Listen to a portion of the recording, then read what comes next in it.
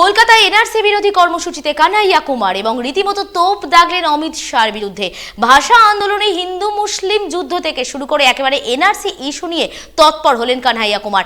দেখাবো সেই ছবি যেখানে এনআরসি ইস্যু নিয়ে সরব হয়েছেন কলকাতায় কানাইয়া কুমার।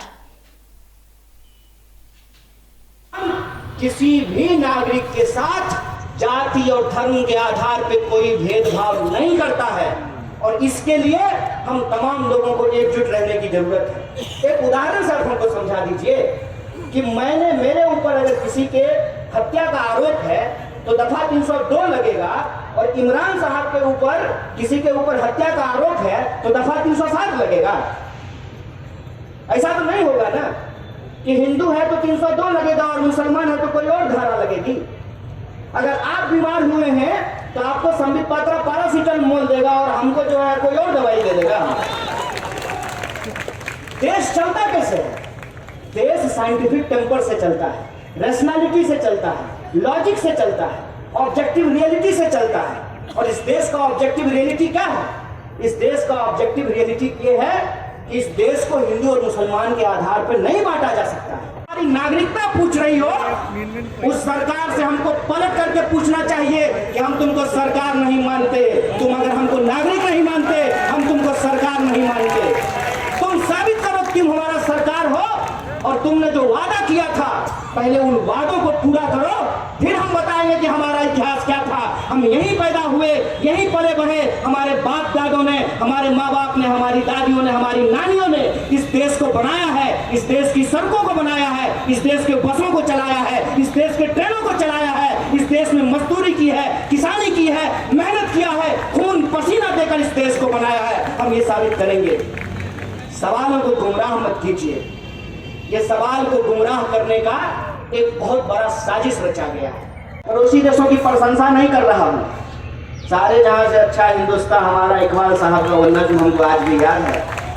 लेकिन हकीकत ये है कि हेल्थ पे, एजुकेशन पे आज के डेट में हम बांग्लादेश और श्रीलंका से भी कम खर्च कर रहे हैं। कि लगातार बैक टू बैक बंगाल जो है इस दुनिया को नोबेल दे रहा है। इस बात का प्राइज होना चाहिए। लेकिन उसी बंगाल में जो भाषाई आधार पर, बंगाल की एक खास बात यह है कि बांग्लादेश का जो आंदोलन हुआ था वो आंदोलन धर्म के आधार पर नहीं हुआ था, वो भाषा के आधार पर हुआ था। बांग्लादेश का जो मुक्ति संघर्ष था उसका नारा जय मुसलमान नहीं जय बांग्ला उसका नारा था। इस बात को आप याद कर लीजिए। लेकिन इनको ये पता नहीं था कि रिजल्ट में क्या आने वाला है। देश का इतिहास पढ़ा होता तो मालूम होता कि पार्टीशन के वक्त चाहे 47 हो या 71 गैर मुसलमान ज्यादा भारत में आए थे। जो बात अभी अमित शाह पार्लियामेंट में खड़ा होकर के बोल रहे हैं, लेकिन उसमें एक वो नई बात जोड़ रहे हैं कि पड़ोसी देशों में जिनके साथ धार्मिक आधार पर अत्याचार हुआ है उसकी वजह से जो लोग भारत आए हैं। तो मैं एक इतिहास इनका बता देता हूं। 47 में जब अंग्रेज भारत छोड़ करके जा रहे थे तो सावरकर ने अंग्रेजों को चिट्ठी लिखी और सावरकर ने चिट्ठी में लिखा कि देश छोड़ करके मत जाइए। आप देश छोड़ करके चले जाएंगे तो मुसलमान इस देश को वापस कब्जा कर लेंगे। आप ऐसा कीजिए कि अपने कोऑर्डिनेशन में नेपाल के राजा को भारत का राजा बना दीजिए, क्योंकि नेपाल एक हिंदू राष्ट्र है। नागरिक ही साबित नहीं हुए हैं तो उनके ऊपर आर्टिकल 15 कैसे लागू होगा? ठीक बात है, जब नागरिक बनेंगे तब आर्टिकल 15 लागू होगा। लेकिन क्या देश के भीतर जो हमारी न्याय व्यवस्था है वो हमारे देश के संविधान के अनुरूप चलता है कि पड़ोसी देश के संविधान के अनुरूप चलता है?